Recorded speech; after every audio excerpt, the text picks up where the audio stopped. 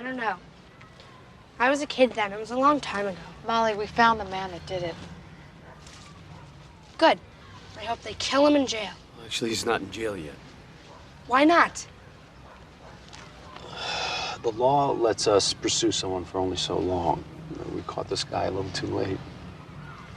You guys suck. I hate to do this stuff. It's for Molly, I know it seems like everyone let you down, but we want to make it right. But you can't. We think that he's hurting other little girls. So go bother them. Well, we need your help to figure out who they are. How would I know? Maybe there was something that he did with you that could link him to the others. Then we could put him away. Like what? You know, it could be anything, something small that at the time you didn't even realize meant anything. A smell, a phrase that he kept repeating. Molly. Or maybe something too embarrassing to tell, huh?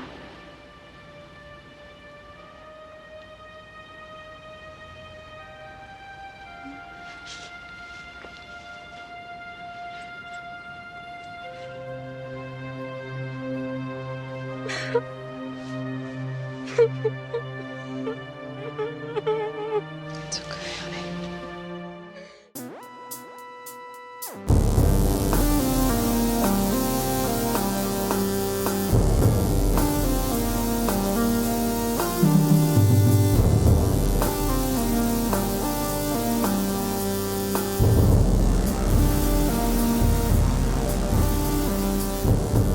In New York City, sexually based offenses are considered especially heinous.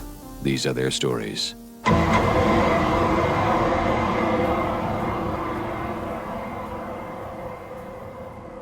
Hey guys, welcome to Munch My Benson. My name is Adam. I am joined on the line by Josh. How are things up in your neck of the woods, Josh? I tweaked my back doing the dishes. As one does. Classic baseball injury. Yeah. And so I'm supposed to go to First Ave tomorrow and go to a concert, and that's really going to suck. What concert? Nation of Language. You should take 4 Advil before you go to bed, and then again in the morning, and hopefully you'll feel better by the time you're going to the concert. Yeah, or my liver will fail, and at least I won't have to stand. That's Tylenol that makes your liver fail. I'm joking. You just have to have some food in your stomach when you eat Advil. That's the secret there. Does one eat Advil? Depends on how you take it down. How are things in your neck of the woods? Well, busy day today. So I might have talked about this in the past, but I have not one, but 2 rather large jujube trees. And the jujube fruit is really You've definitely going talked about this. Oh, I know. And everybody hates me when I bring up jujubes, but holy shit, do I have a lot of jujubes. Anyways, today I'd scheduled, there's this organization, they're a great organization. They're called Food is Free Albuquerque. So they're volunteers that come and pick your fruit and give it to food banks or needy or various organizations. So they do all the work, and they also provide people with your bounty. So you had a bunch of strangers come over and pick your fruit? I had a bunch of strangers picking my fruit. But Josh, it's the rare opportunity for me because, look, I bring up jujubes a fair amount. A lot. I have to think about them a lot. I'm cleaning up jujubes off the ground. We are the foremost jujube mentioning podcast in the world, Adam. Dude, everybody hates jujubes except for these lovely people at Food is Free Albuquerque. When they show up, they're like, I'm just so excited for this jujube treat. I've never had jujubes before. I'm like, here, have them. Just eat them. The whole time you're doing this, be eating jujubes. I had already picked a 5-gallon bucket worth of jujubes, and yesterday I processed them. So I cut them up and pitted them, which is a real pain in the ass. And I turned them into like applesauce, basically, jujube butter. I ran them through a food mill to get the skin off. And I was going to can it today, but I was having a big problem getting a canning rack in my stock pot. So I finally got that sorted out, but I'm not going to do the canning until tomorrow. But they came. They say they picked like 55 to 60 pounds. I probably picked 5 pounds myself. There's still at least 10 to 20 pounds on these fucking trees. So I want to call them back and be like, thanks for nothing, assholes. You know, like, thanks for not taking all of the fruit on my fucking tree. What do you got going on, Josh? You watched anything recently? Oh, have I watched anything? I watched Butt Boy again, and I got Jackie to watch it with me. What did she think? She had a lot of questions throughout. As one does. Yes, but I think they were good questions, and they were the questions that you should be asking while you're watching it. Rewatching it, it's really fucking impressive how committed they are to the bit. Yeah. It is played 100% straight. Mm-hmm. And it is a feat of modern filmmaking that I really think everyone should watch. That, of course, is directed by Tyler Cornack, who is directing the Johnny Pemberton star vehicle. That's right, yeah. Mermaid. Yeah. Which has not come out yet. That has not come out yet, but it did play at South by. So it's nice. in the, it's in the hopper. In the later stages of post-production at this point. Post is done. It's the distribution shit. Distro. Yeah, ironing out those deals. I watched the first 2 episodes of The Lowdown, the new Sterling Harjo show. Oh, yeah. How was it? I've heard it's something. Fucking great. Yeah? Yeah, really fucking fun. Pretty much exactly what I wanted it to be. Mm-hmm. Yeah, I'm fucking so jazzed for this. I've heard it has strong Terriers vibes. Big Terriers vibes. Yeah, big, like, Big Lebowski vibes. Definitely. It feels kind of like if Thomas Pynchon wrote something that was in Oklahoma. Not in California. Correct. Yeah, I love it. Lots of fun. I'm so fucking pumped to, be able to watch the rest of it as it airs. Correct me if I'm wrong, but that's the creator of Reservation Dogs, correct? Yes, it is. Yeah, and Res Dogs is like one of the best shows in recent memory. Yeah. Yeah. What about you? What have you been watching? Well, Megan got me the Twin Peaks box set. Okay. Does it have The Return also, or is it just the first 2 seasons? It's got the first 2 seasons, Fire Walk with Me, and The Return, plus a bunch of extras. There's is this on VHS season, or? Yes, it's on VHS. No, it's on Blu-ray. It's weird. Fire Walk with Me, the pilot, and episode 8 of season 3 are all offered on 4K, but the rest of it is not. It's strange. There's a lot going on with it.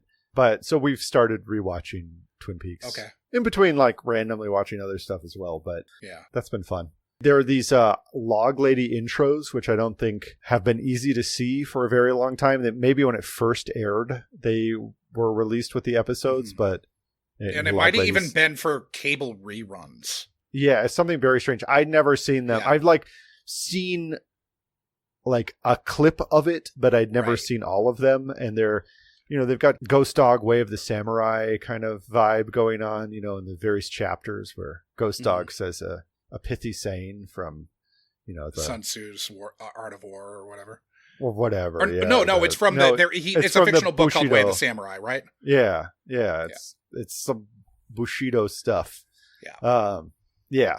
But that stuff has got a similar vibe. She says some weird shit, holds her log, looks weird. And then the episode starts. Yeah. Very Twin Peaksy. Exactly. So I'm enjoying that. It's fun.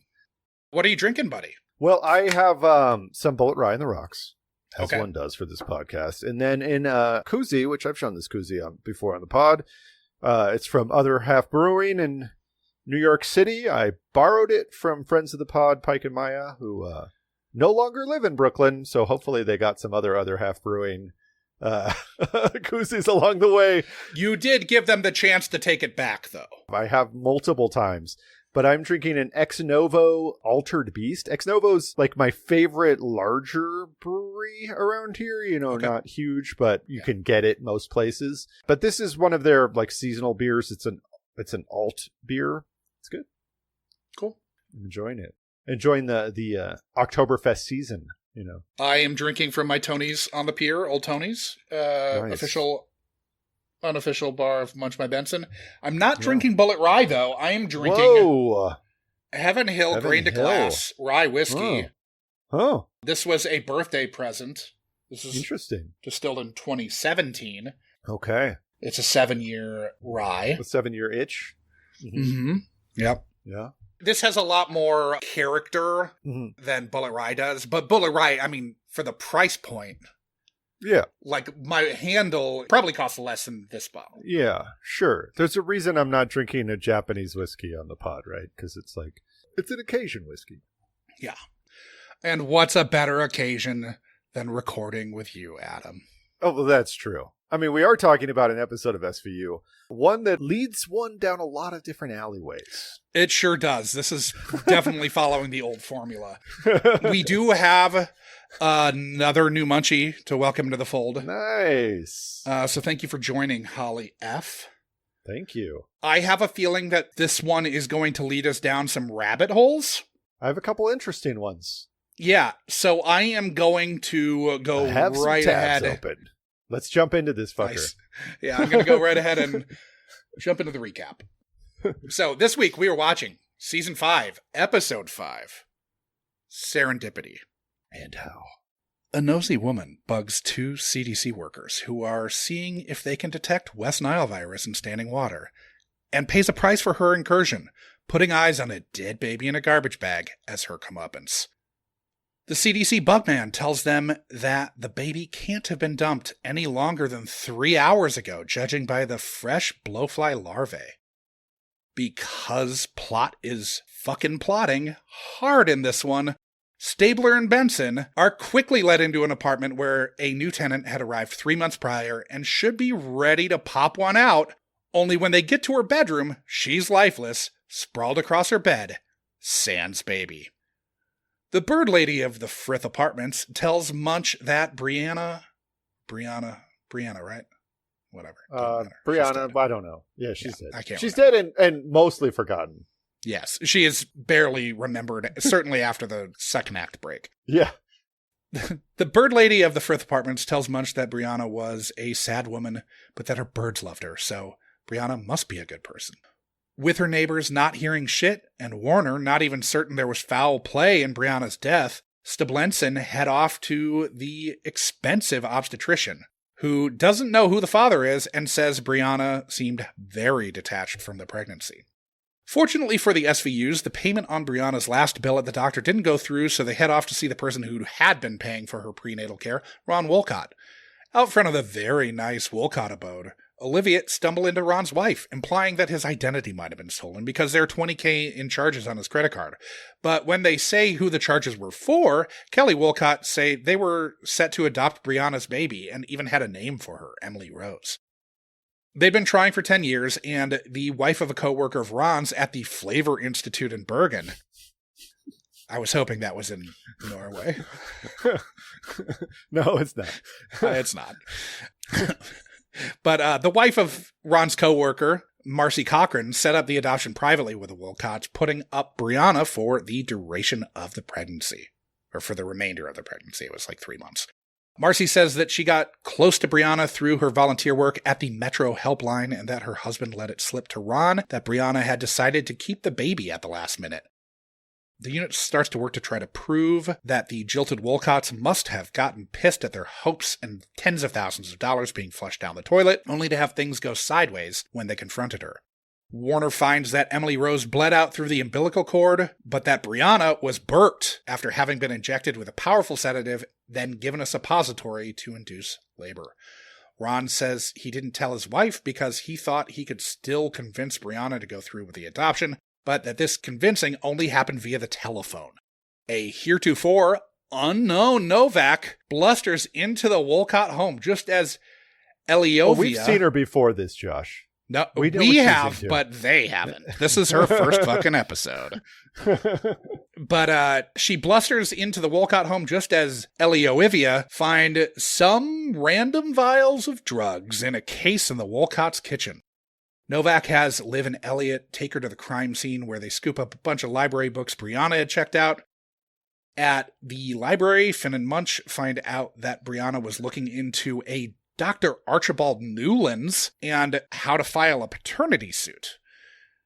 The unit assumes that Newlands must be the father of Brianna's baby, but he's quite willing to give up his DNA to prove he's not. And Just as soon as that happens, Ron's alibi checks out, and those drugs were just samples that couldn't have been used to make either Versed or Pitocin, the sedative or the labor-inducing drug. Newland's DNA does pop on a cold case, though, as his DNA was found in a 6-year-old rape victim 5 years earlier. He swears he's never been to Paramus where the rape took place and couldn't have raped her at the mall, but they insist that pedos don't change their stripes and that they'll find all of his victims and make sure his cellmates know why he's in prison.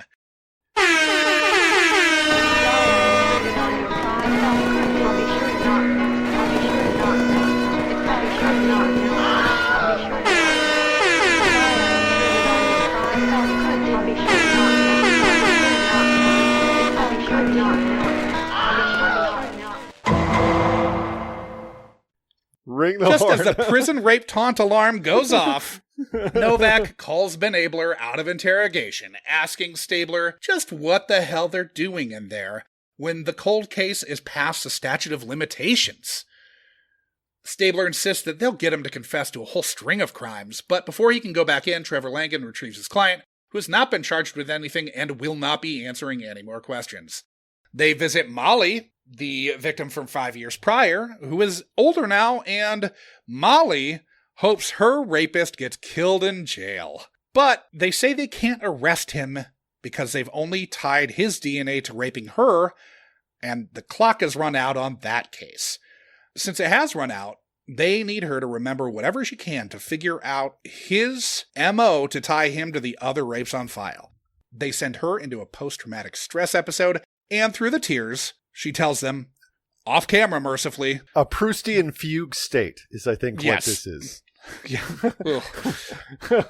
But she tells them, again, off camera, thank God, that he lured her into a back room at the store with a promise of free candy, then squeezed a honey packet onto his joint, which he forced her to lick off, which really turns his crank and leads to his turning a little more violent and raping her. Turns out, I think it was already rape at that point, just not to be. Yes, yeah, it was sexual. Yes, but still, yes, it got worse. Yeah, it got worse. Turns out old Honey Dick struck again at the Bronx Zoo 2 months ago. So Novak overrules everyone in the unit who say kids and lineups are best avoided and has them scoop him up, Newlands, for a lineup with the recent 8-year-old victim, which goes disastrously, as everyone fucking knew it would. But not for the reasons we thought it would, Josh. No, there's still a huge curveball here. Yeah. Novak pulls her first Novak and goes and oversteps her bounds as ADA, trying to guilt Mrs. Newlands, telling her that he left his DNA in one of his Vicks and that she needs to protect her daughters. Novak gets the judge to grant a Molyneux hearing with the previous victim to establish a pattern, but the DNA is deemed too prejudicial. At the hearing, Newlands is a no-show, and Judge Preston issues a bench warrant for his arrest. They get Langan to set up a meet with Newlands, but Newlands can't make this either, this time on account of the bullet he took to the back of the head. On the slab, Warner finds a tube in Newlands' arm with someone else's blood that he used to beat the paternity test and exculpate himself as a murder suspect. What are the chances? You're just trying to commit a minor fraud, and you end up doing this. Well, no, he was trying to cover for a murder. He was trying to commit fraud with the paternity test. Yes, but he'd also murdered the Vic that we don't care about anymore, Brianna. Oh, okay. So not just fraud. Fraud and a double homicide. To get away from paying alimony and child support. Yeah. Seems and like have a stretch. His family ripped apart and probably his business Well, and all that. Like, but look, it was going to, like, fully It was going to be bad. It was going to be bad, yeah. But you know how many top-notch dermatologists go through divorces and are just fine? You know? Yeah. Just fine. Like, Lots, 100% of dermatologists. Almost all of them. Who all get divorced. And all... So on the slab, Warner finds a tube in Newland's arm with someone else's blood that he used to beat the paternity test and exculpate himself as a murder suspect, but that unwillingly put him on the radar of the NYPD as the honey rapist, whose identity he must know and who likely killed Newland's before striking again with Courtney Jones, the new victim missing from the park just after Newland's was murdered. With some help from Mrs. Newland's at their doctor's office, they figure out that the honey rapist is a Peter Nestler, who's got shelves full of honey and a boat on City Island called the Honeydew. It's like a regular P. Diddy pantry's worth of honey, you know? Yeah. Just substitute baby lotion. Yeah, it's honey. They bust ass to City Island. Elliot checks Peter off the pier and into the drink, and as Elliot tries to drown the perp, Casey figures out the girl is in the cooler Nestler was lugging down the dock. She pulls the girl from the cooler and then goes to Branch and says she wants out. He tells her she passed his first test, and we get a, you can't get out of SVU that fucking easily, Amelia. I mean, Casey. Dick Wolf.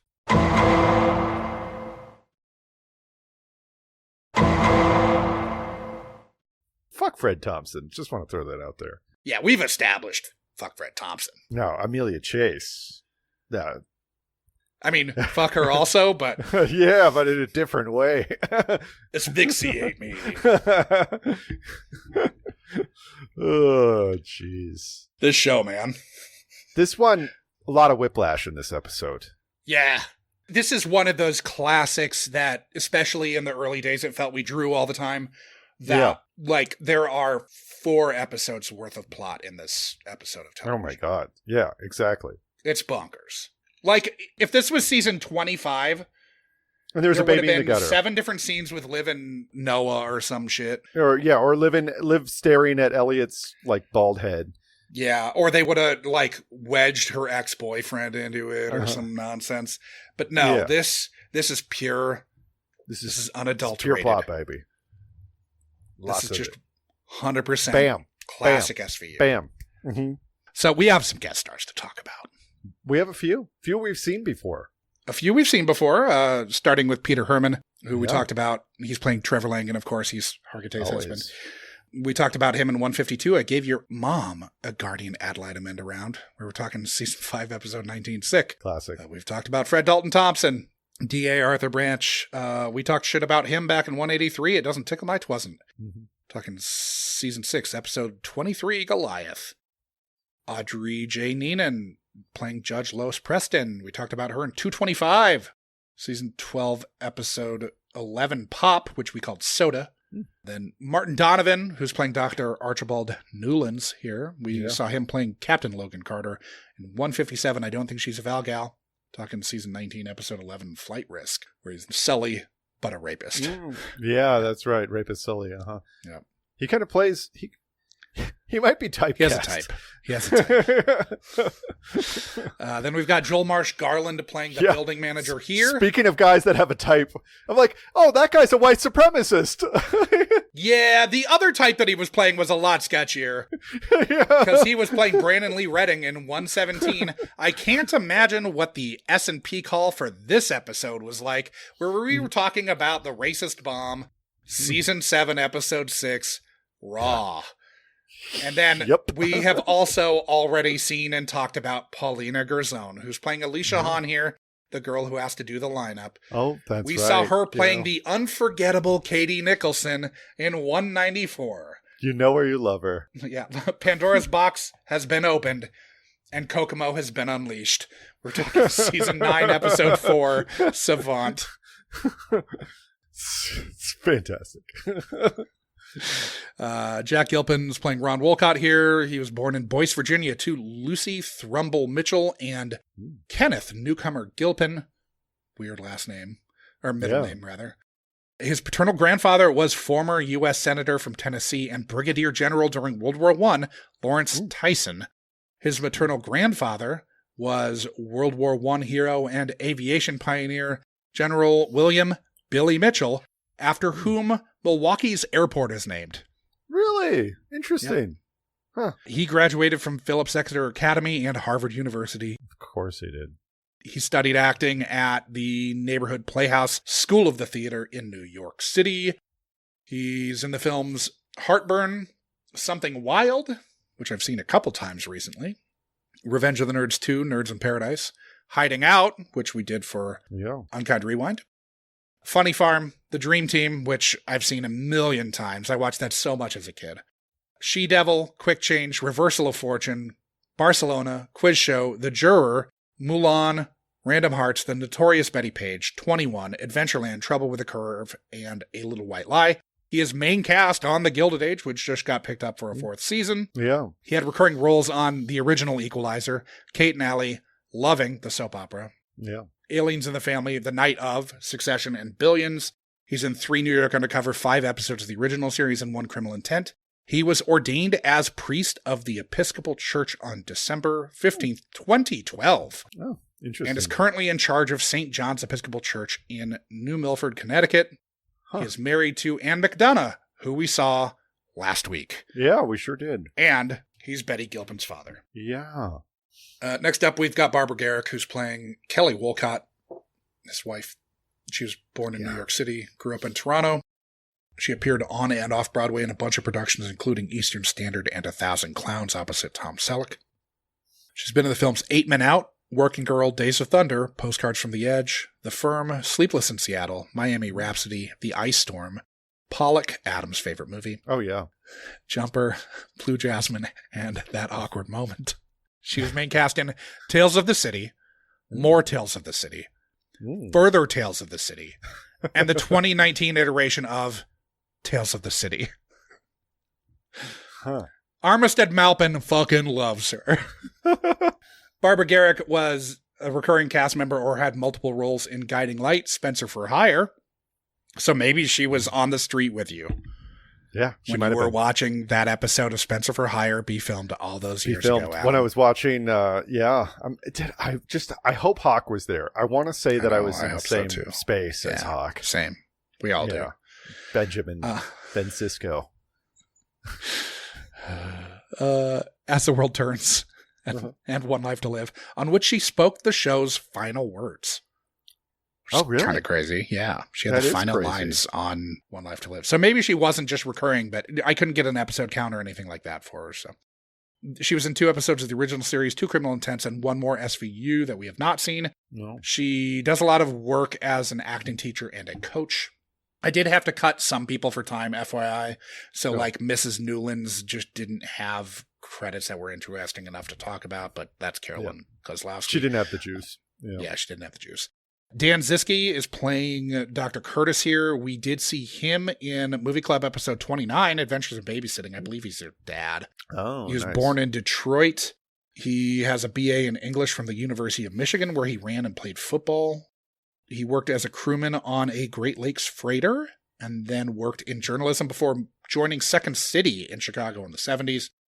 He moved to New York City around 1980 and started working on stage on and off Broadway. He also was an accomplished photographer, publishing a collection in 2017 in a monograph called Cloud Chamber. He was in the films Twisted, OC and Stigs, Troop Beverly Hills, Vital Signs, Zebrahead, The Jackal, 13 Days, Bad Company, Kinsey, War of the Worlds, Last Holiday, 8 Below, Synecdoche, New York, The Rebound, Step Up 3D, Concussion, and Mercy. He had recurring roles in The Edge of Night, Paper Dolls, Adam's mom's favorite show, LA Law, Ghost Rider, Ed, Line of Fire, As the World Turns, Gossip Girl, 0 Hour, Treme, Show Me a Hero, House of Cards, and Shades of Blue. He's in 6 episodes of the original series, 2 Criminal Intents, and 1 more SVU that we've not seen. He died July 21st of 2025, so just over 2 months prior to our recording, from arteriosclerotic cardiovascular disease. Mary Louise Burke is playing the curious woman in the cold open. She was born in Steelton, PA. She got her BA in English from Lebanon Valley College, got her MA in English Lit from the University of Wisconsin in Madison. She worked as a copy editor and later as a research assistant. She moved to New York at 32 to try acting. She won a Drama Desk Award in 2000 for featured actress in a play for her turn in Funny Mears. She was also nominated for Outstanding Actress Lead in a play in 2003 for Kimberly Akimbo. She received the 2014 Obie for Sustained Excellence of Performance. So she's quite the stage talent, apparently. Yeah. She was in the films Jeffrey, One True Thing. Josh's favorite movie, Meet Joe Black. Yeah, that was my next one. It is my favorite movie. Well, the open, the very beginning is my favorite movie. Yeah. But my favorite movie ends at about the 4-minute mark, I believe. Same. Yeah. The best open to a movie fucking ever. The loudest I've ever laughed on a plane. Oh, God. It's just uproariously funny. If you have never seen Meet Joe Black and you were listening I don't to want to give you any spoilers. We're not going to tell you a fucking thing right here. Just find it. It's worth paying like $5. It's worth it. It's worth $3.99 to watch 4 minutes of to that watch film. the first 4 minutes. It is the best 4 minutes of a movie you will ever see, and then turn it off. Turn it off. The next 2.5 hours are awful, dreadful. It might be 3 full hours. Like it is very bad. I'm pretty sure it's a 2-taper. It's very, very long. Don't watch past the open, but watch the open. It is incredible. You're gonna love it. So Meet Joe Black, Bringing Out the Dead, Urbania, Series 7, The Contenders, Sideways, where she's playing Paul Giamatti's mom. Of course she is. Another great movie. The Baxter, Must Love Dogs, A Prairie Home Companion, Doubt, I Love You, Philip Morris, Rabbit Hole, Sleepwalk with Me, and The Comedian. Speaking of friend of the pod, or man who said the name of the pod. Sleepwalk with Me. Yeah, Burbiggs. Yeah. If we didn't already have to do fucking Green Card still, dick.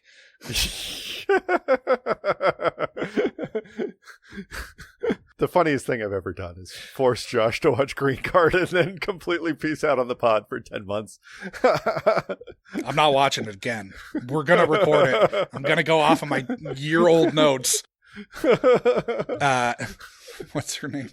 Mary Louise Burke had a recurring role on Hung, Alpha House, Flesh and Bone, Crisis in 6 Scenes, The Mist, Longmire, Prodigal Son, New Amsterdam, Ozark, and The Blacklist. She was in 2 episodes of the original series and 1 30 Rock, which Munch was in, so I'm counting that as being in this universe. Yeah. Then we've got Rebecca Wasaki, who's playing Marcy Cochran. She's born in York, PA. Rebecca Wasaki began her acting career at York Little Theater. She attended the Pennsylvania Governor's School for the Arts. She moved to New York City and graduated from the NYU Experimental Theater Wing. She first appeared on Broadway in 1995. She got an Obie in 2008 for distinguished performance by an actress for playing Leni Riefenstahl in Amazons and Their Men. Rebecca Wasaki was in the films It Had to Be You, Pollock, Funny Money, The Picture of Dorian Gray, Atlas Shrugged Part 1, which we will never watch for this podcast. No. Hello, My Name is Doris, which my former coworker at a different coffee shop one year produced. She was the producer of it. Nice. Ralph Breaks the Internet, Blonde, and Amsterdam. She was main cast in Devious Maids and, of course, in Ghosts, which she is still currently main cast in. She is Hetty Woodstone, I think is the last name. But she's fucking amazing in Ghosts. She's maybe the best character in Ghosts, which is saying a lot because that show is fucking brilliant. Oh, wonderful. She had recurring roles in Saving Grace, 90210, obviously the reboot. Mm-hmm. The Young and the Restless, American Horror Story, The Mentalist, The X's, Rebel, The Sinner, Graves, Heathers, For All Mankind, Star Trek Picard, Dope Sick, The Sex Lives of College Girls, and The Twisted Tale of Amanda Knox, which is currently airing. And she may be main cast in that. It's still dropping episodes, so it gave her 2 episode credits. So I don't know if she's going to be in everything. She's in 1 episode of the original series, 2 Criminal Intents, 1 more SVU, and 1 episode of The X-Files when it came back. Oh, weird. She is married to theatrical lighting director Lap Chi Chu. They got married in October of 2015. Then we've got Anna George playing Josephine. She was born in India. She did her undergrad at Wellesley, got her MBA from Columbia Business School. She worked in finance. This is her first credit. She's in the films Confess, David and Layla, Syriana, The Lovely Bones Concussion, Miss India America, and Jules. She's had recurring roles on Royal Pains, New Girl, The Village, God Friended Me, Partner Track, and Survival of the Thickest. She was in One Trial by Jury, One Criminal Intent, and one episode of the original series. Then we've got Jolie Peters, who's playing Molly Stratton, the girl who has to recount what happened to her, and then she starts crying. She's born in Kingston, New York. She was in the films Hysterical Blindness, Marcy X, and Till Proven Innocent. She attended the Woodstock Day School and Onteora High School, then graduated from the New School of Social Research. She was a foodie working at food.com, Epicurious, Delish, and some other food-related websites. She died by her own hand in November of 2020, leaving behind her parents, Thanks. Jerry Mitnick and Karen Peters, her brother John, and her longtime boyfriend, G.J. Holland. So, R.I.P. Yeah, that sucks. It's weird when we get these older ones and it's like multiple people have died. Yeah. I mean, it's one thing when it's one thing when he's in his 80s. Yeah, exactly. Like Dan Ziski. She, however, was not. Didn't get to live that long life. So then we've got three more. These are all short. Nick Sullivan's playing Dr. Dean Kern. We saw him all the way back in Munched by Benson episode 3. Is that Staten Island slang? We're talking season 9, episode 8, Intent. There he was playing Deputy Sheriff Chuck Howley, so that was upstate. No. He was in West Virginia. Yeah, that's when they Yeah, that's before Grandma Sheila kidnaps Noah at the end. Yeah. He's done some voice work as Jim Enns. He's in the films Prison Song, Puccini for Beginners, Our Idiot Brother, Revenge of the Green Dragons, and Private Life. He was in multiple episodes of All My Children. He's in one episode of the original series, 2 Criminal Intents, 130 Rock, and 2 more SVUs. Quick shout out for him, Josh. He did voice work on Grave of the Fireflies, the English version of the Isao Takahata film, which is just about the most depressing film that's ever been made. It is. He's done a lot of Japanese voiceover work. Yeah. It's about children living through war, and it is extremely hard to watch. That's brilliant, but rough. Yeah. Recommend it once, but that's about it. Then we've got Greg Vaccarello, who's miscredited here as Greg Vaccarello. But he's uniform officer number 1. This will be the only time he's credited incorrectly for SVU. He's a Bronx native, went to high school on Long Island and college at SUNY Oneonta. He started doing stand-up in 1989, which he's been doing for over 30 years now. Yeah. He's in the films Johnny Montana and Paul Blart Mall Cop 2. He's in 1 Criminal Intent, 2 more SVUs as cops. And then last one we've got is Olivia Krochikia? I think it's Krochikia. I think it's Krochikia. Probably. She's playing Courtney Jones here. She's from Connecticut. She's in the films Terry, Besties, Palo Alto, At the Devil's Door, Men, Women, and Children, Teacher of the Year, Accidental Love, Backgammon, The Yellowbirds, Mom and Dad, and she's in Portland. She's Tommy's daughter, Katie, on Rescue Me.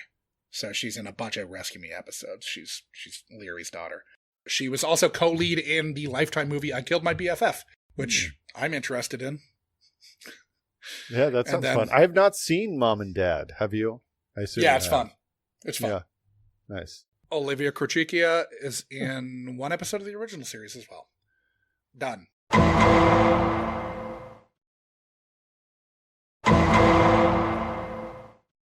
The episode, Josh. So, obviously, this is Casey Novak's first appearance.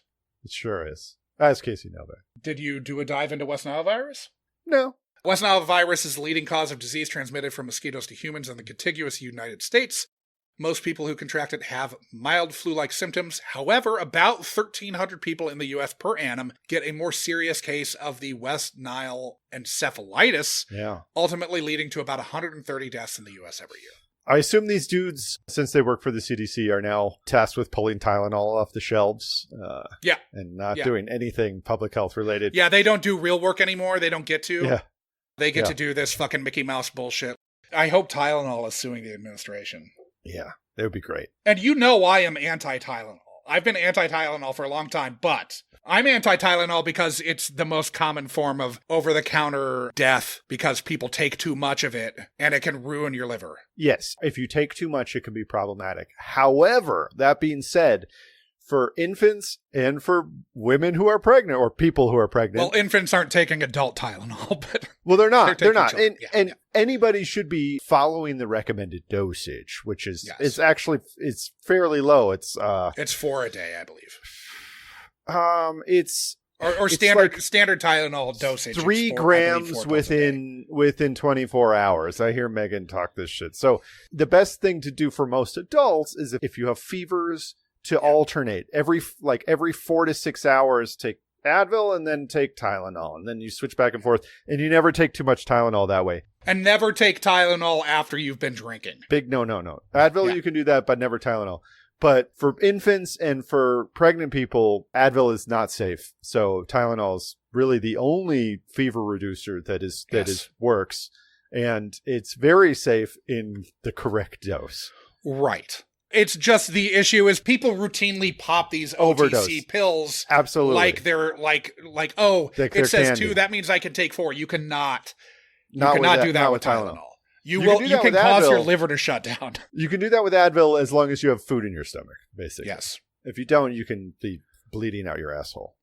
But there is 0 reason to believe that even the person who did the study that they fucking cited in the press conference, she said that her study did not make the conclusions that they're trying to make it say. And look, there's a lot of things I hate about these people, but it's like, they're going on this fucking crusade that people who live with autism, which is they don't call it a spectrum for nothing. There's a lot of different ways to be autistic, right? Yep. And many of them are... And your uncle who liked trains? Sure, he wasn't diagnosed, but you know what? Because they diagnose differently these days. Yes. And so that's one issue. There aren't more people with autism. These are people with perfectly fine, normal lives. Yes. And to go on this fucking crusade on their behalf is fucking offensive, right? There aren't more people with autism, like, by volume. It's just there are more people being diagnosed. There are more people being tested. Diagnosis of it is happening more often, but that just means that people before weren't diagnosed. We're going off on a tangent here. I haven't done this research. I doubt there's more people with severe nonverbal manifestations of autism. There's always some, and I'm sure it's very difficult to be a parent of a child living with that, but just because fucking Jenny McCarthy thinks something is a big problem doesn't mean that it fucking is, Also, just because someone like Jenny McCarthy doesn't think that her genes could possibly fucking pass on autism to her offspring. Exactly. Guess what? Guess what? Not a fan. Bad luck. This show's not a fan of her. No, we're very on the record. I have redropped that episode while we were down. So that has been much more recent, and it was apropos of the time when I dropped it. But anyway, so this nosy broad needs to leave these CDC schlubs alone, right? She's doing the Lord's work expositionally, Not that the exposition that they're doing has anything to do with the episode, but... None of what is happening there matters, and... all I gotta say is that ain't no baby doll, lady. No, it sure isn't. Having seen both a dead body and somebody thinking a mannequin hand was a dead body, you can tell the difference. Yeah. Adam and I have both seen bodies in the water. Yeah. We've both seen floaters. Yeah. Yep. Good times. Indeed. And out of the water on the dock while I was trying to answer phones. So... could it be any more convenient that an entomologist can give them an accurate time of body dumping thanks to freshly laid blowfly larvae on the body? Look, Josh, deep dive that I've gone down on this. Exceptionally deep dive. So forensic entomology is the study of the application of insects and other arthropods in criminal investigations. And what I found very interesting about this, if anybody's seen CSI, they know a little bit about this. Or if they've seen Solitary, where Elliot maybe makes love to an arthropod. That's true. But did you know that the first recorded incident of forensic entomology was relayed by none other than Sun Tzu in not The Art of War, but in a book that's read by fewer dumbasses? It's called The Washing Away of Wrongs. Okay. In which he was trying to tell potential magistrates how to adjudicate crimes. And in this case, a farmer was found murdered in a field with a sharp weapon. And all the suspects were taught to bring their sharp implements to the scene of the crime and lay them on the ground. And when they did, one of the sickles had been wiped clean, but there's still the odor of decay on it. So when he laid the clean-looking sickle on the ground, it attracted blowflies, and they were able to convict him because of that. It led to a confession, I guess. Anyways, very interesting stuff. So the thing about it, though, is what I found. I've read a fascinating PubMed article about this. About the various different flies, which they will be attracted to a dead body within 10 minutes of one's decease. Okay. Now, they typically don't lay eggs for a little while, so I don't think that 3 hours old reading is super accurate. Now, it's found that entomology is more accurate than the medical examiner after 24 hours, though. Okay. So post 24 hours, you're getting a better reading of when death occurred from because there's so many bugs. External variables with like body There's temperature a ton. and all that shit. Yeah. Exactly. But getting like which eggs are there and which stage they're in, you can get very accurate stuff. So whether it's the fresh stage of the body, the bloated stage, the decay stage when the putrefaction is getting pretty intense, or the post-decay stage, which would be after day 10. Pretty fascinating stuff. Now, as the entomologist is vomiting out his exposition dump here, as soon as he is done and Elliot and Benson go back to talking to one another, the uni on the side is... I can't tell if it's a uni or if it's an AD or somebody, but I think it's a uni, and he's like, yo, science bitch, get out of the shot now. And he like pulls him out of the shot. They put the AD in uniform because they didn't have They might have. They really scene. might have. Did he have a clipboard? I didn't see a clipboard or a walkie, but you could only see part of the person who's gesturing them out of the shot. Yeah. But in like this is happening within this scene and I'm not. But he is. Yeah. Anyway. So the super thinks it was bogus that Brianna Morris was trying to hide her pregnancy with baggy clothes. To each their own. I'm just wondering what kind of flags the super has up inside his apartment. You know what I mean? Well, we know. We see him later. I know. Raw. So then the bird lady's talking about like her groceries, and it's like right here, I know that she doesn't actually eat anything other than bird seed. Like, she and the birds just eat the same thing. So she doesn't need to lie about Brianna helping with her groceries. It's just Brianna's helping with the birdseed that they all eat. The birdseed is heavy, man. And how far do you think the Wild Bird Unlimited outlet in Manhattan is from the Firth apartments? Wasn't it Firth? Frith. Frith. The Frith of Forth? Something like that? The Frith of Froth. Yeah, the Frith of Froth. Exactly. They're a block away. Max. Well, still, that shit is heavy. Yeah. Oh, you know what? She probably gets delivery. That's what I would do. Well, now.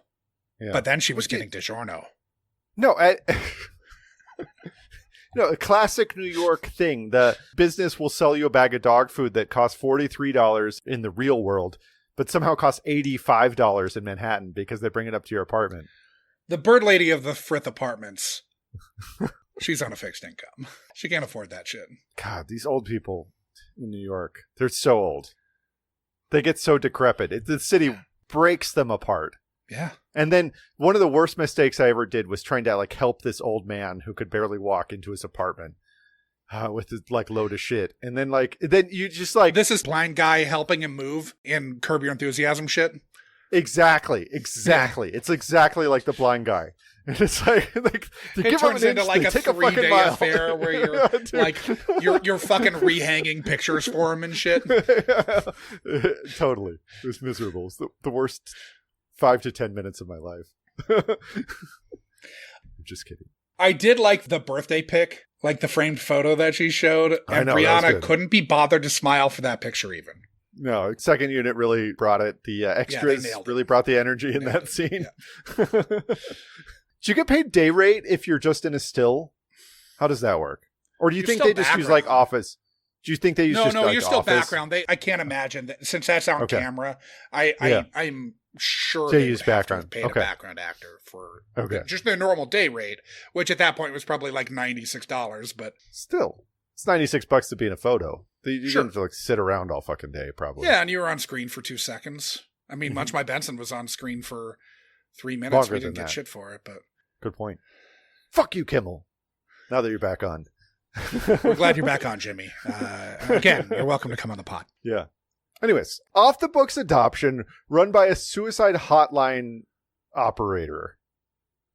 Seems like a whole episode here. She volunteers at the call, she Well, takes the calls. She takes the calls. Okay, yes, you're right. So she's a volunteer who takes the calls. Volunteer crisis counselor.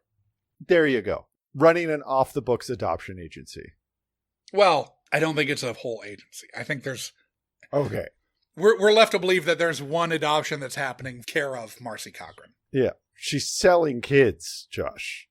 Under the table. She's Comet Ping Pong and pizza.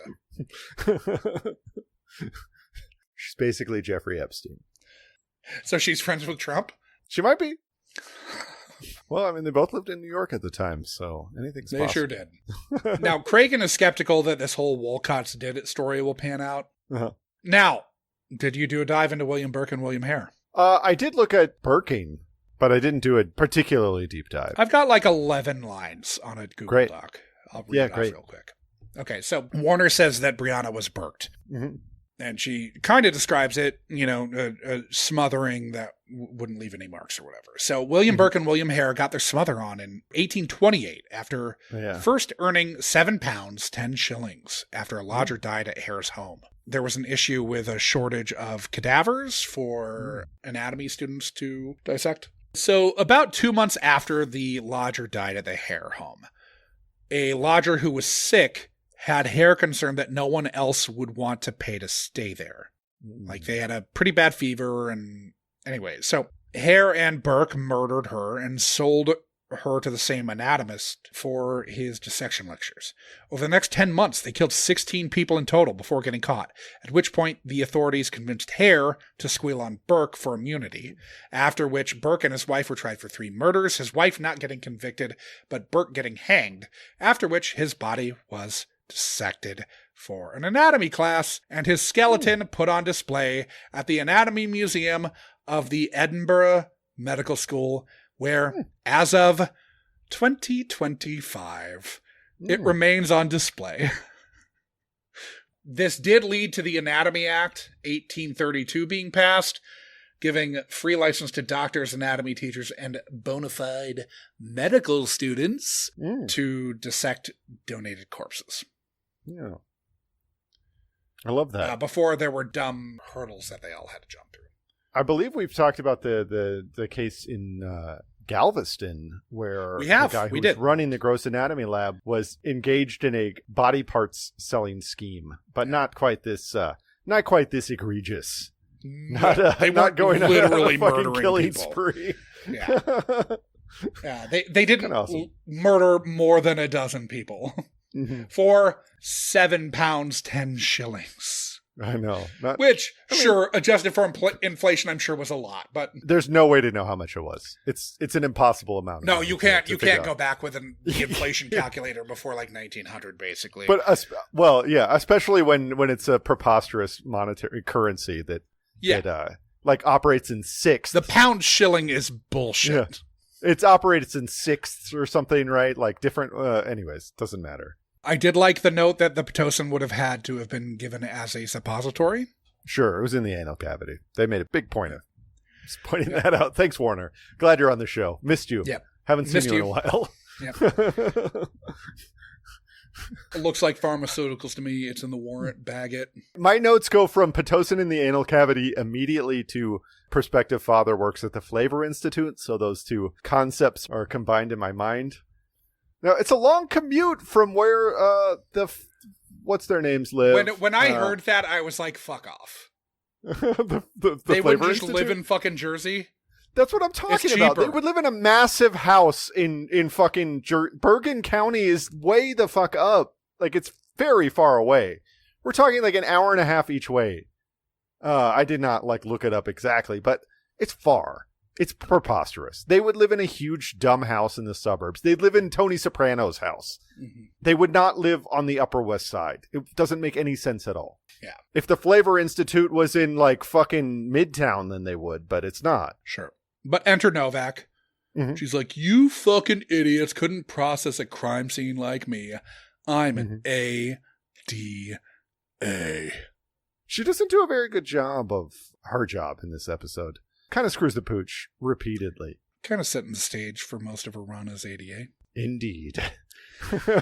Novak and a Novak. She didn't have a high neck sweater on, so she wasn't on her A game. Yeah, she was not on her A. 100% right. 100% right. No turtleneck equals no good Novak. Yep. So it's too bad this isn't the app with a Sex Crimes 3/4 sleeve shirt, which I believe is the next one. Ooh. The softball, nice. The softball shirt. Oh, yeah. The softball shirt. Yeah, I do remember I think that. it's 5'6", not... Hopefully Maloney still owns that. Hope so. Well, no, that was when they were separate, I think. Oh, but that's all based on... So I was reading the book. Oh, yeah, nice. And Amanda Green, I believe, she had been NYPD in Brooklyn SVU. And so she was on the writing staff. We've seen her name a bunch of times. Sure, a million times. Yeah, but that was her team. Oh, their unit in Brooklyn nice. SVU's, yeah. Nice. Or Bronx. It might have been Bronx. I can't remember now. Either way, not the disgraced Manhattan. The real life Manhattan SVU is not good. Yeah. Novak's got like the female version of Hugh Grant's here. She is foppish as fuck this whole episode. She got a blowjob from a prostitute in a car and then got found out by the Howard Stern show. We don't know what happened between when she pulled the kid out of the cooler and when she went to Branch's office. It's true. It's a long drive from City Island. Yeah. Anything could happen when you're coming back from City Island. Uh, Now, Adam, what conclusions would the cops make about you, judging by the books that you had laying out in your apartment or house? Yeah, right? I mean, so let's see what I got. The SVU book. Right now on my desk, I've got the SVU book and I've got Likewise Geronimo's autobiography. Okay. I don't know what that means. I don't know what that says about me. Yeah, I've got a book of birds of Minnesota. Oh. The SVU book. Got some great birds up there. So many birds. I bet. They love the lakes. Lots of loons. They love the lakes. Lots of loons. Yeah. Common loons or other kinds of loons? And then a bunch of Jackie's books. They think I read fairy smut or whatever. They'd think I care a lot about gardening because they'd go into my bathroom and see a bunch of Southwestern gardening books. It's just, how can I trim this bush back? Now, I hope Stan Bookman doesn't have to chase down these books because it feels like they're just going to go down the evidentiary black hole here, right? Yeah, like Tropic of Capricorn. Yeah. So the DNA links to a cold case passed the statute of limitations, which was still 5 years at the time. Now, the New York Child Victims Act passed in 2019. That radically changed reporting laws on child abuse cases. Victims of felony child abuse have until they're 28 now to file charges if they were abused before the age of 18. So yeah, we've talked about this, but this changed. When did this change again? I'm sorry. 2019. 2019. So nowadays. Yes, Molly but well after this episode. Yeah. But at this point, it was still very fucked. And there was a 2 or 3 year window where people who were perped on as children could file claims. Basically, they opened everything up for 2 or 3 years where if you were fucked by statute of limitations or whatever, you could file criminal charges against I'm guessing they basically let the Catholic Church squirrel away all the rapist priests into places where they couldn't get access by the authorities. It's cool. Cool. Let me just tell you that I have never seen a starker, more dire warning against infidelity than what occurs in the second half of this episode. Because, good God, man, it was not worth it. It was not worth it. You had sex with a joyless broad in Central Park, right? Presumably. We just know that she met him in the park. I'm assuming they did it in the park, too. They just fucked in the park. Yeah. Totally joyless lady. This lady has never smiled, as far as we know. But that might be his turn on. Might be. That might be what turns his crank. Unlike the honey rapist. Jesus Christ. The lengths that he goes to avoid getting caught, plus the consequences for it all. It's a price too big to pay. Those consequences were... No, he murdered somebody. I understand, but he murdered to cover up his infidelity. So all of these things were the fruit of him trying to get his dick wet. My only issue that I'm taking here is that he was still making decisions. Like, these weren't consequences at a certain point. They're consequences that then have another decision happen, that the decisions get precipitously worse and worse and worse. You know, it's a snowball effect. All I'm saying is you take a vacation to the Bahamas, you say it's a business conference, you do your dirty work someplace else. Yeah. And you aren't first to murder a fucking like day-old infant and its mom, and a preemie nonetheless, because he induced labor. Yeah, the kid he was induced labor 5 to 3 6 weeks pounds, early. Yeah. which was small, very small. Now I will say I'm glad they had Molly break down and cry on camera, but that we don't. That she didn't tell us that she squirted honey on his dick and made her lick it off. Right. We do not need that child actress telling them about being approached with a promise of free candy, only to have some weirdo spread food court honey across his wang and tell her to lap it up. We don't need that. But Josh, we know that the writer's room discussed having her. They had the conversation. Who's going to say that? They came up with food court honey. We've seen children say. Not that bad. That's pretty bad. Did Sabrina Carpenter have to say this? Did the world's largest pop star have to say something to this? Dude, all I got to say is that the industry, it breaks you in one way or the other, right? In Sabrina Carpenter's case, they forced her to be on that fucking episode. What do you guys think Espresso's about? I don't know any of Sabrina Carpenter's songs, so you're barking up the wrong tree here, dude. What about is it Manchild? Maybe. I just know of her from the SVU that we watched. Her songs are very well produced. I'm sure they are. She's a massive star. She's everywhere. I do kind of like Espresso, if we're being honest. Josh is a big Sabrina Carpenter fan. I said I do kind of like Espresso. I would say that I'm a fairly big Olivia Rodrigo fan, not a big Sabrina Carpenter fan. Huge. I have both. No, I have both of the Olivia Rodrigo albums. I really like Sky Ferreira and really want that second album to come out, but feels like it's never going to. Anyway, Alicia Hahn. They bring her in, and it's like, just listen to the fucking pros, Casey. Yeah. But she blusters in. She doesn't know what she's doing at any point in this. No, not at all. She looks in the cooler. That's why they let her be on the unit. Yeah. Now, there's an exchange between Casey and Liv, and Casey says, then why do you guys do it? And Liv says, because somebody has to. Yeah. And when they said those two lines, I felt like it really summed up the podcast for you and me. Ain't that the truth? We don't even have a candle budget on this podcast, you know. And, I mean, this is a reminder now for any listeners, any fans of the pod. We're back.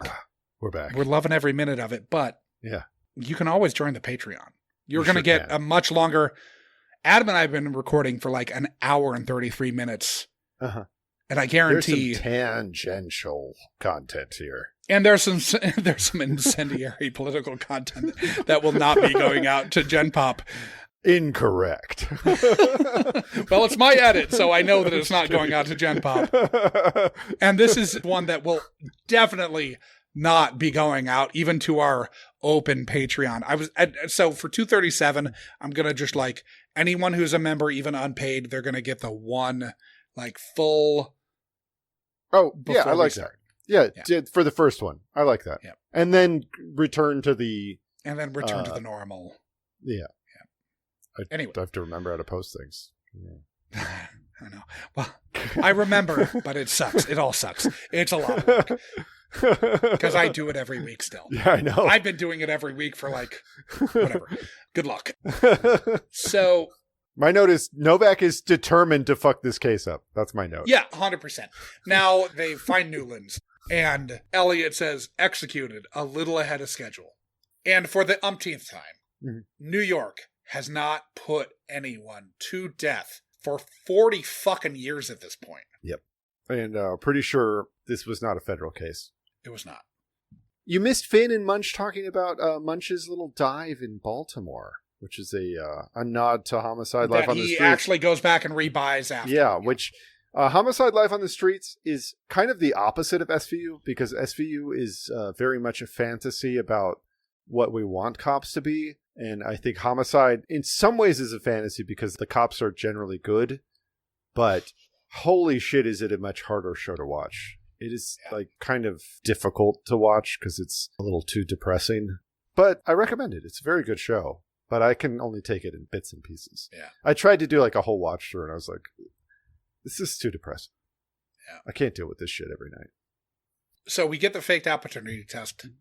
Yeah. By using someone else's blood in a tube inserted subdermally. I know that supposedly a guy in Saskatchewan attempted this, but he failed at it. Not really, though. So this is based on North Rhodesian-born Dr. John Schneeberger, who after moving to Canada... Of course he's from North Rhodesia. Obviously. Which is like present-day Zambia. Well, anybody that says that they're from North Rhodesia is a racist. Yeah, because this is a white guy. But if you couldn't tell by his name, John Schneeberger, he's a white guy. Yeah. But he's a white guy pining for the good old days. 100%. Mm-hmm. So he moved to Canada and sexually assaulted a female patient of his in 1992, a year before he got married. And then his stepdaughter, he raped her too. That was like in 96, I think. He used this blood in a tube under his skin trick to evade multiple blood tests. Yeah. The first time he was accused of rape was in 92 and he did it. He got away with it. He was arrested, but he wasn't able to be charged because he kept tricking the person taking the blood test into pulling it from the tube in his arm. And that happened until like 1997. So it was like a 5-year stretch where both the patient and the stepdaughter were like, no, this motherfucker raped me. And fucking asshole. Do you know what his name means in German? It means Snow Mountain Man. Or Snow Mountain Man? Yeah. There's no town in it? No, town is Burg with a U. Okay. Berg is a mountain. Okay. So then we are keyed. They key into, what's his name? Peter Nessler. At first I'm like, how are we going to find the real honey rapist? And the wife tells him. But then he's got a bookshelf full of honey. Dude, you're forgetting how funny it was when Casey Novak says to the wife, listen to me, there's no question that your husband is a pedophile. And he might be a murderer, but he's not a pedophile, as far as we know. Yeah. So there was a question. There was a question. So fucking funny. Even when Casey should be right, she's wrong. Oh, the Peter Nessler apartment. DNA doesn't lie. Oh, it can. So we learned that Casey Novak is able to tell the test strength of fishing line just at a glance. At a glance, she knows how big the line was. That wasn't 5-pound test. That wasn't 20. That wasn't 100. It was 50-pound test. You couldn't tell the difference. You could if you line them up side by side. No. Did she wrap it around her neck? You know what? Good point, Josh. Because 50-pound test is like enough to lean against, but it would snap if you go limp. Yeah. Really, it's a big fucking line. Like, oh yeah, 50-pound test is no joke, but yeah, I mean that's like you're catching some big fish with that. You can't eyeball it. I don't think a New York ADA can eyeball it. I don't think anybody. I think like if you had it lined up next to each other, you might go, "Oh, this one's bigger than that one." But if it was braid, you wouldn't be able to eyeball it. I think if you worked at like an if you were like a line spooler, you might be able to tell a Great Lakes line spooler. But like maybe there's again, you're right. 50-pound line you're mostly using that offshore because you're catching big ass fish with shit like that. Yeah, you're working offshore or like on. You're going to catch like a fucking on one of the Great Lakes. You know, like you're going for sturgeon or whatever. Yeah, exactly. You're catching a big fucking fish, but you can catch big fish on 20-pound line. It just takes longer. You fight it. It's more fun. Very long. It takes a lot longer. Yeah. I love that they put that many honey bears in a row. Did you count them? I did not. There's a lot. In my mind's eye right now, I think there were 12. It was at least a dozen. Yeah. Dozen was what I was thinking in my mind. It's a lot. I would have thought he would have been more high end than honey bears. Thought he would have been like more of a farmer's market honey kind of guy. He had that fancy honey dripper, right? You do have to remember, though, that it's 2003. It's a little harder to get, like, the better farmer's market honey in 2003 than it is now. You also wouldn't get that much of it because, of course, the difference between, like, the honey bear honey and the farmer's market honey is the farmer's market honey is going to crystallize if you don't use it soon enough. So you would only get it. Adam. I'm pretty sure he was using it pretty quickly. But it seems that every time he tastes honey, he has to rape a young child, like 6 years old. So hopefully he goes through periods where he's not constantly, slamming honey. I think that there are multiple points at which he's like just slathering himself up in honey. Wow. That sounds sticky. Listening to Me and Honey. Yeah, how do you clean that up? He's got Me and Honey on a loop. That's the REM song at the end of Out of Time, right? It's Me and Honey. Yeah. Isn't Honey Pie there's Honey Pie a Beatles song, but that's gross. Yeah. It's Me and Honey, yeah. Yeah. I was thinking of Devil's Pie, the D'Angelo number. That'd be a good song to drip honey on. It is the other song one. with Kate Pearson on Out of Time. Oh, nice. Really great song. I wish I could drop it in right now, but I can't because, the DMCA. Yeah, but REM, you can find their songs. They're out there. You can find REM songs. You can. I don't know, Adam. So we get to the boat, the Honeydew. Grossest boat name I can remember. We get the near drowning girl in cooler. Get some stunts. The actor who's playing Peter Nessler was a stunt guy. Stunt guy. Total stunt guy. He has 2 stunt credits, but stunt guy. Stabler wanted to kill that guy. It was in character. Oh, yeah. Yeah, like Liv had to stop him from killing that guy. He thought that the Bronx was Czechia, and he was going to kill that guy. Yeah. Just because there's no rules up there. He thought he was Lothair Bluto. He thought he was in a different country. Like, I'm on the mainland. It's not the same. Rules don't apply here. Well, he wasn't. He was on an island, but you get my drift. So Novak doesn't want to do this. Branch doesn't care. Yeah. That's the episode. You sucked at your job enough that we're keeping you for the foreseeable future, Casey? Yeah, way to go, idiot. Because, they have burned through ADAs without even giving them names before. So it's not like there's not precedent for rolling through an ADA quickly. How many of them have there been, realistically? Besides Cabot and Barba and Novak, there's been a lot more than just them. At this point, there were a lot more because season 1 is just yes, ADA carousel. Yeah. Cabot pops in season 2. They just had ADA credits in season 1. Well, yeah, they had ADA blank, or they had what's her fuck who ends up being a judge. Yes. Not the same character, obviously, but the same actress. Yeah. It's amazing how long it took for a man to finally become a lawyer in the SV universe. Or at least a prosecutor. Yeah, it is crazy. Anyways, we did this, right? We done did it.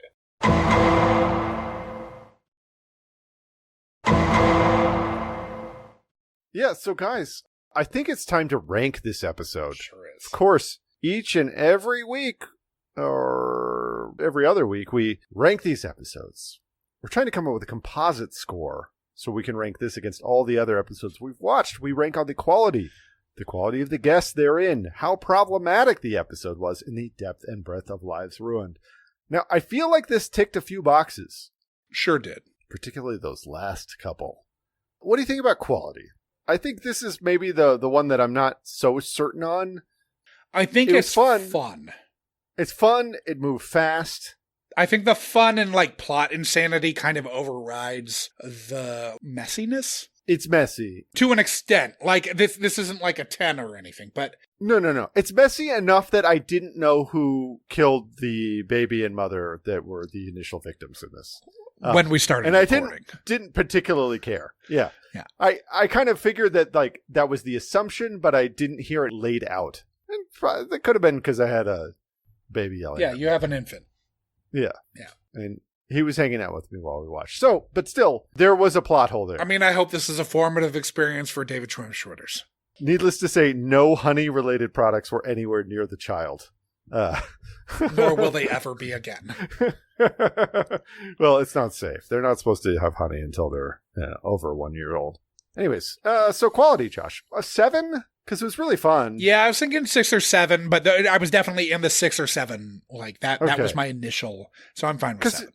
Because it was fun. I think it's fun. I was watching this and laughing and enjoying myself. Okay, so in the same vein, let's get to the guests.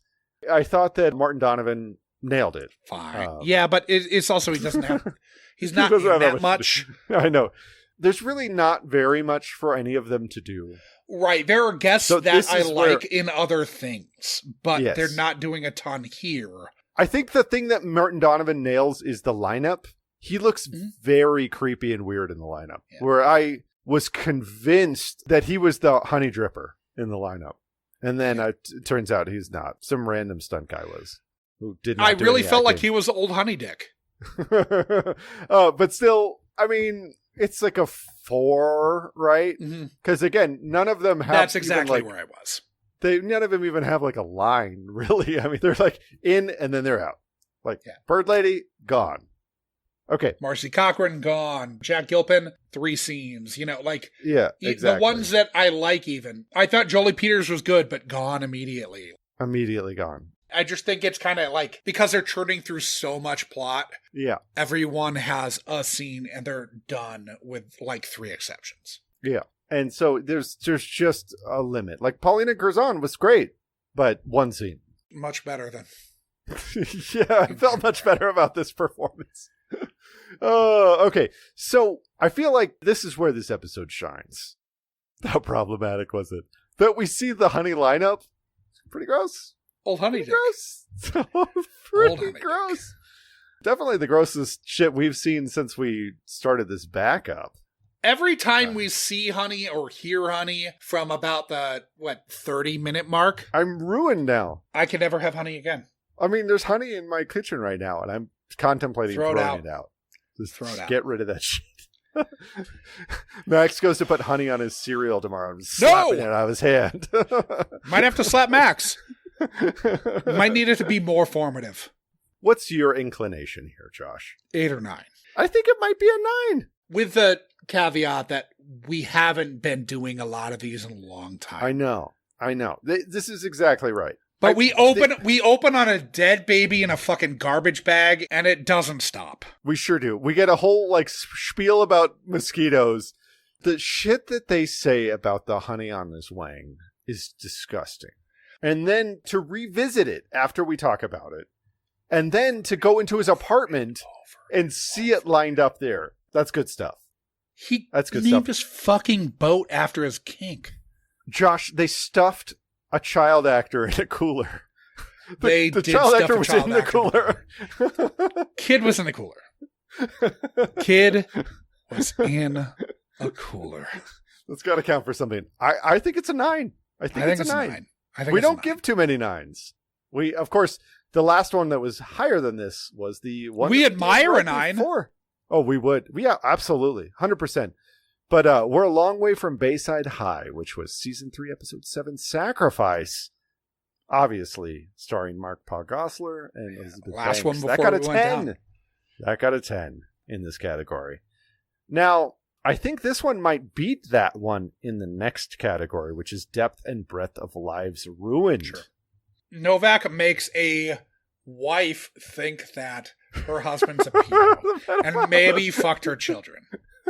Yes. And definitely fucked their children's friends. Absolutely. Which did not happen. Just isolating a small incident in this really is bringing it into clarity. So that is but one thing. That all did not happen. But Casey did that to that lady. Yes. That is 100% fallout and was not anything that happened in this episode, actually. Novak forced a child to confront her rapist, a young child, like we're talking like 7 or 8 years old, to confront a rapist thinking that he was in the room, but he was not. Just the things that Novak has done in this episode are insane. The things that Novak did by herself. The first Novak episode is Novak outlandish, wreaking havoc in New York. She is Novaking all over the fucking place. The first episode we get with our new ADA is Novak ruining lives left and right. It's Genghis Novak going on the fucking warpath, just laying waste to the West Side. It's fabulous. And that's not even to take into account a fucking dermatologist who kills 2 people or a fucking patient of said dermatologist who is dripping honey on his dick and raping 6-year-olds. Josh. And also caps the dermatologist in the back of the head. 8-year-olds, dude. There was one 6-year-old. No. Molly was 6. I just wanted to bring Big Lebowski in. Yeah, thank you. And at least they have an ethos, yeah. Yeah, say what you will about the tenets of National Socialism. At least it's an ethos, dude. Mm-hmm. But no, there's also... Stabler almost drowns a dude in front of that dad and his son who were just trying to go on a father-son fishing trip. I don't know if you noticed them. I copped them. They were standing there in the middle of the pathway, right as all hell's breaking loose. You would catch them. And poor Sonny just wants to go out and catch a cod or some bullshit. I'm blanking on the fish that live in the East River. There's also the Wolcots. Right, striped bass. Stripers. Yeah. Just wants to catch a striper with his dad. And he sees police fucking brutality occur. Probably taught him. Yeah, there's the Wolcots. Though. The Wolcots. But the Wolcots also. They lost Emily Rose in a sewer. And they've been trying for 10 years. Like, that definitely factors into the fallout. I don't know how we can get out of this without, like, 8 minimum. Oh, I think it's a 10, Josh. 3 bodies, Casey Novak warpath, honey tripper dick rape. Like, the honey is disgusting, and he's raping 6-year-olds. That is, like, very bad. The show stuffed a child actor into a cooler. The only reason I'm going to grant a 10 is because this episode could have put Casey back in the corner. Yeah. And didn't. Nobody puts Casey in a corner. Nobody puts Casey in a corner. They sure don't. They sure don't. This is like, oh, maybe Casey Novak is too much for SVU, and SVU decided that it was not. God, she's so sassy, and she fucks up literally everything that she does. She comes in so fucking hot. Like, you fucking detectives. Yeah. Let me show you how to process a crime scene, you cucks. You dumb shitbags didn't even go to college. Oh, and that's, okay, another thing for the depth and breadth of Lives Ruined. Casey's talking to Liv, having a little heart-to-heart about her boyfriend. And Liv's like, I can't date because of this job. And she's like, well, but you're a woman. And she's like, well, Munch gave up. And Finn has never talked about his love life. He never will. And Stabler is broken and just refuses to talk about how broken he is to his wife. And we have to deal with his about fucking to separate all from the his time. wife. Exactly. Exactly. And she'll eventually get murdered because he's a cop. So that gives us a composite score of 7.5, which I think kind of nails it, honestly. Yeah. I think this was fun and wild and flawed. Felt good. Yeah, and flawed. But yeah, it felt real good. So that means it is time for us to describe the next episode because we do not need to roll it because the Munchies chose it for us. And the Munchies chose this so long ago that they probably do not remember that they chose this. But they chose this back, I think, in December, frankly. So we are watching Munchies' Choice. Season 10, episode 16. Boo! Ballerina. Feature somebody else you might have heard of. Besides the modern voice of Shaggy Matthew Lillard. Featuring someone much, much, much, much, much, much, much more important than Matthew Lillard. I don't know about that. The episode. Detectives suspect that a murder suspect. Don't like that summary. Fucking 8 words in or whatever. Detectives suspect that a murder suspect was thrown out of a window to his death, and their investigation focuses on the suspect's wife, her nephew who lives with them, and their unusual special relationship. I feel like they could have used suspect at least one more time in that sentence. 2 fewer times. At least one more time. So, this episode features, in addition to Matthew Lillard, who Adam really felt the need to talk about star of stage and screen. It features Carol fucking Burnett. It sure does. Yeah. I'm told she's famous. Legend. I'm pulling my earlobe right now. Carol Burnett. And Vincent Curatola is in it too. Oh my God. Dale Stuckey's in it, Josh. Sure is.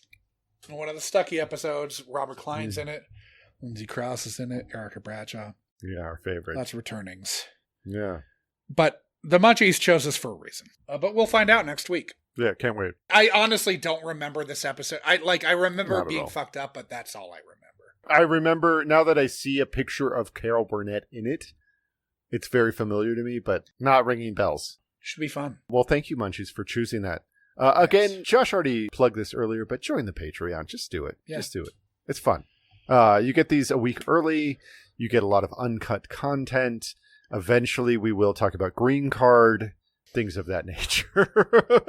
Any movie club episodes, we'll probably do them less frequently because it'll be impossible to do it based on like every 2 or 3 episodes. Yeah. But I would assume we'll do them like every 2 months.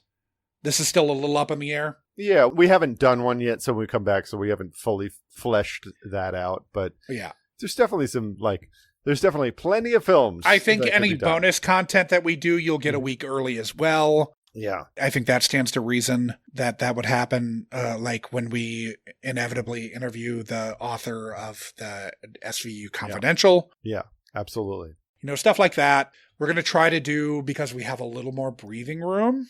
Yeah. We're going to try to do a little more bonus content to make up for the ideal. fact that we're doing a proper episode every other week. Yeah. So. That's the goal. But also that means that we are able to do more bonus content like that. So yes, 100%. Because I think we're not both you and spending I all would our prefer to time be doing the bonus editing. content at this point. Then editing our yes, indeed. But also, guys, we have other things too. You can find all of this stuff in the links on our show notes or on our website, munchmybenson.com. We have a Discord channel, which is a great place to talk about this shit. This stuff, rather. I'm sorry. It's shit. We have merch. We have email addresses. We have social media accounts, even though, I mean, fuck. Social media is broken, but it can go away and the world will be a much better place.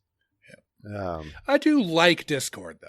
Discord's good. It's because Discord's different. It's like, I don't hate Reddit either for the same reason. Right. The same. It's a communal thing. Yeah. It's like communities talking about something. Now, Reddit has the main page, which fucks everything up, and has like politics page where people talk about nonsense. Right. But if you find your right community on Reddit, I think the right community can be great.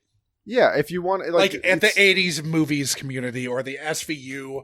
Yeah, it's one of the few kind of like holdovers from when the internet was good, like Wikipedia. Yeah, the old kind of like whatever grew out of the AOL chat rooms.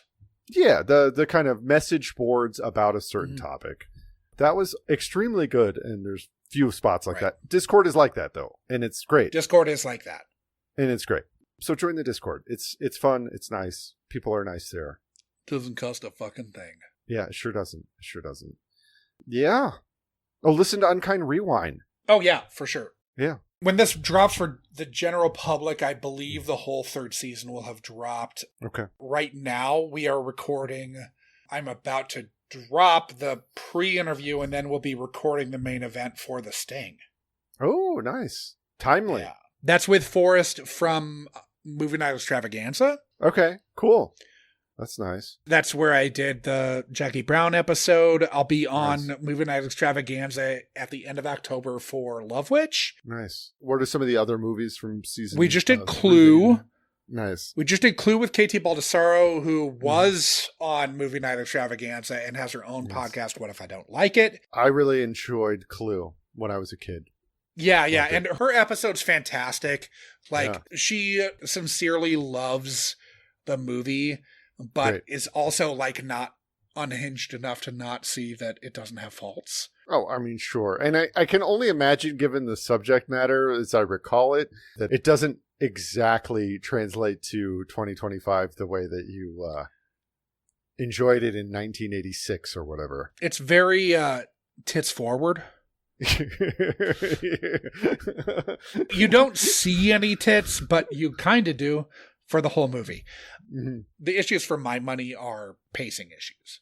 Okay, interesting. So I think it's time to get out there and start munching, but not honey. Not in this case. Don't munch honey. Don't drip honey on your keyboard and start munching it, guys.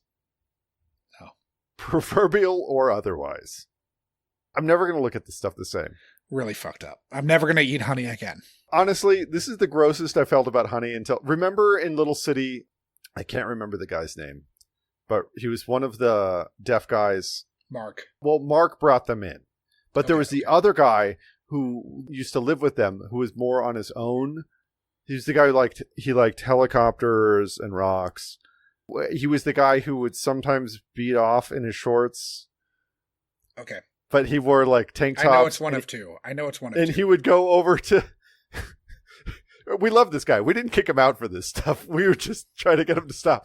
But he would have been like the 7th most likely to beat off during a day at Little City. But he was like one of my favorite customers. I don't know that he was ever really a customer. Was he the one with glasses? He had long hair and would wear tank tops. I don't remember glasses. Oh, right. No, I know who you're talking about. Okay. You know who I'm talking about. But he would go over to like... A little sweatier. He was always sweaty. He would go over to the counter where we had the cream and sugar, and he would just take the honey and pour the honey into his mouth. As one does. It would have to be like... We couldn't really communicate with them because they didn't really speak sign language. They spoke like their own crazy version of it. Pigeon ASL. Man, what a job. I miss it almost every day. It's just about my favorite job that I've ever had. Yeah. The one I work now is pretty good, but I guess I do get in like weird confrontations with freaks in the same way, but they go away. Nobody's smeared shit on the walls yet at this job, so... We did have a guy take a revenge dump in a bathroom right next to our cashier's table, though. He was loudly shitting for about 45 minutes after we told him we weren't going to give him a deal on a speaker system. I respect that. It was rough. I think he was justified. No, fuck that guy. He was an asshole. He had an asshole, as you are testament. Sure did. Yeah. He sure did. We learned the lesson there. Don't show the people the bathroom that's right next to where you have to work. Anyways. On that note.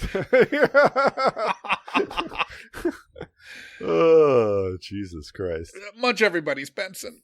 Please. But not with honey. Not this week. It's too soon. No. Too soon.